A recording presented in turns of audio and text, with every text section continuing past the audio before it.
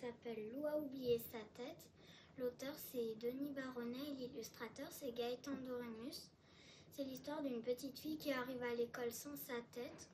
Et tout le monde est étonné de la voir comme ça. Et pendant que sa tête vit beaucoup d'aventures, le corps de Lou essaye de faire deviner où elle est passée.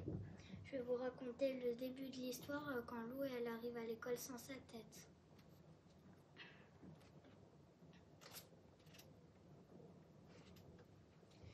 Ce matin, Lou a oublié sa tête.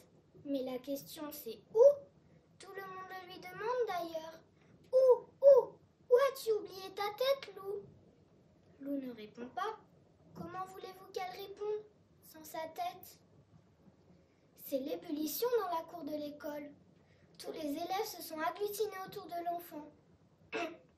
Sofiane, un animateur paniqué, va toquer à la porte du bureau de Madame Vercuisse, la directrice, pour la prévenir. Madame la directrice, vous devriez venir voir. Il y a un problème avec la petite Lou. Elle a oublié sa tête. Qu'est-ce que c'est que cette histoire? Dit Madame Vercuisse. Les sourcils froncés, elle traverse la cour à la suite de Sofiane. Chloé, la meilleure copine de Lou, vient vers elle et lui dit « Madame, Lou a oublié sa tête !»« Je sais, répond Madame Vercuisse. « Elle oublie souvent ses affaires, reprend Chloé. Et la semaine dernière, elle a même oublié son cartable. Et la maîtresse lui a dit qu'un jour, elle oublierait sa tête. » Et ben voilà. Qu'est-ce que c'est que cette histoire? Se demande encore une fois tout Madame Vercuisse, en se dirigeant vers l'attroupement. Elle écarte les enfants en tapant de ses mains. Allez les enfants, de l'air de... Elle s'arrête net en voyant Lou, debout avec son cartable sur son dos, mais sans sa tête sur son cou. Elle pousse un petit cri de stupeur, puis se reprend et dit à l'enfant d'une voix un peu tremblante. Qu'est-ce que tu as fait de ta tête, Lou? Évidemment, Lou ne répond pas. Et c'est à ce moment que la sonnerie retentit. Alors, rompant le cercle des curieux, Lou traverse la cour d'un pas décidé et tout le monde la suit en cortège ébahi. « Stop! Où vas-tu, Lou?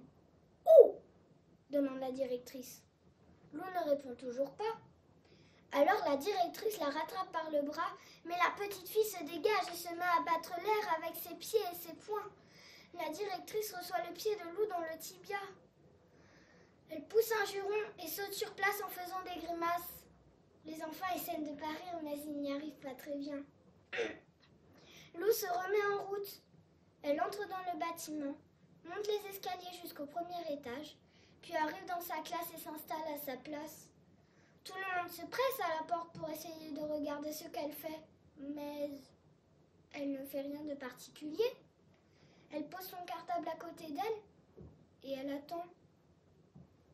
La directrice, en boitillant, part s'enfermer dans son bureau.